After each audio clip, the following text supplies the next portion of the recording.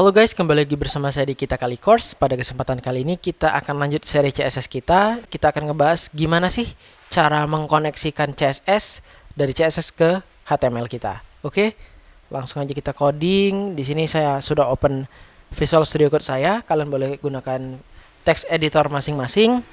Lalu simpel saja, di sini saya sudah menyiapkan struktur HTML sederhana ya. Jadi kita buat boilerplate-nya langsung. Tanda seru.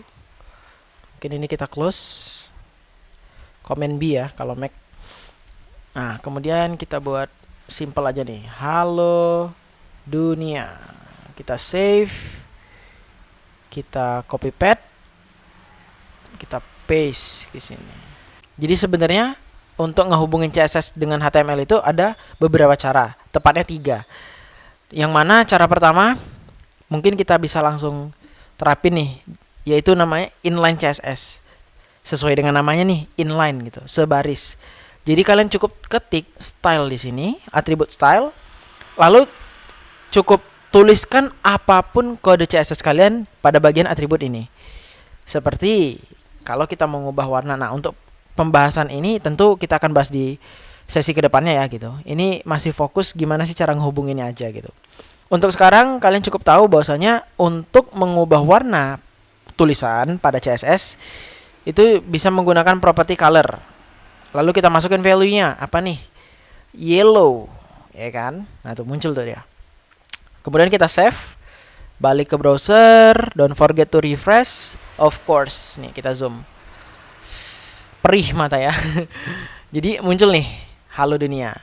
Nah, hal ini disebut namanya inline CSS. Jadi kita betul-betul ngasih tahu nih, ini nih CSS-nya di sini gitu, di H1 dengan menggunakan atribut style. Nah, gampang ya, gampang banget. Kemudian ada yang namanya internal CSS. Jadi kita nulis kodenya itu masih digabung gitu. Kode CSS dengan kode HTML di file HTML yang sama itu digabung. Biasanya kita nulis kode CSS-nya itu setelah akhir dari tag header, yaitu ini nih kasusnya ya kan. Jadi cukup kita tulis style, kemudian tab. Nah, di bagian inilah kita akan menulis kode CSS-nya. Namun perbedaannya itu adalah kalau di sini kita jelas-jelas nih kan ngebuat oke, ini style, colornya jadi yellow gitu, hurufnya jadi kuning. Cuman kalau kita panggil di sini kan akan ada banyak elemen HTML nih pada website kalian tentunya. Nggak cuman H1 ini aja gitu ke depannya gitu kan. Jadi gimana nih kalau kita buat background gini? Ya maksudnya kita mau ngasih backgroundnya ini atau colornya ini ke elemen mana gitu ya kan? Tentu agak ambigu gitu. Emang yang mana nih mau dibuat warnanya red gitu? Nah, dengan menggunakan tag style ini kita harus memberitahu CSS-nya. Yang mana nih yang mau kita ubah gitu. Nah, kasus kita adalah ingin mengubah H1 ini. Jadi cukup panggil H1 kurung siku, kemudian tulis kode CSS-nya. Misal kita mau mengubah warna background.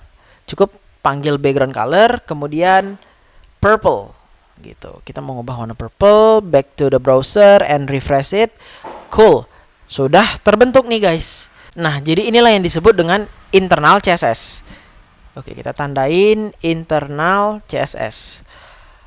Nah, kita masuk ke cara yang ketiga, terakhir. Jadi cara ketiga ini adalah external CSS. Jadi kita memang ngebuat suatu file CSS-nya ini, codingan CSS-nya ini dalam suatu file yang berbeda. Jadi dengan ngebuat external CSS cukup mudah nih. Cukup kita panggil CSS-nya, kita buat file baru, namanya style, namanya bebas. Pada umumnya style, diikuti dengan ekstensi yang namanya .css. Ini yang penting. Kemudian kita cukup copy aja ini. Kita copy aja dulu. Kita paste di sini. Kita refresh atau kita komentari deh. Oke. Kita refresh, nggak jalan. Kecuali yang kuning ya, karena yang kuning kita buat ini ya, langsung dari inline CSS. Nah, untuk itu kita butuh elemen yang namanya link. Di mana link ini simpelnya untuk ngehubungin file HTML kita dengan codingan CSS kita sehingga ini nih rujukan CSS kita gitu. Cukup mudah. Setelah kita buat link nih, diikuti atribut ini. Pada bagian atribut ref, cukup kita ketikkan aja nih. Nah, kalau pakai Visual Studio Code, dia langsung udah di suggestion kan. File apa nih yang mau kita panggil. Jadi, file style.css ini akan kita dapat dari sini. Karena ini nih mau kita hubungkan kan. Nah, jadi cukup kita tulis aja nih. Oke, kita save sekarang. Refresh dan berjalan seperti biasa. Oke, mungkin itu aja nih untuk video kali ini. Jadi stay tune in our channel. See you in the next video. Bye.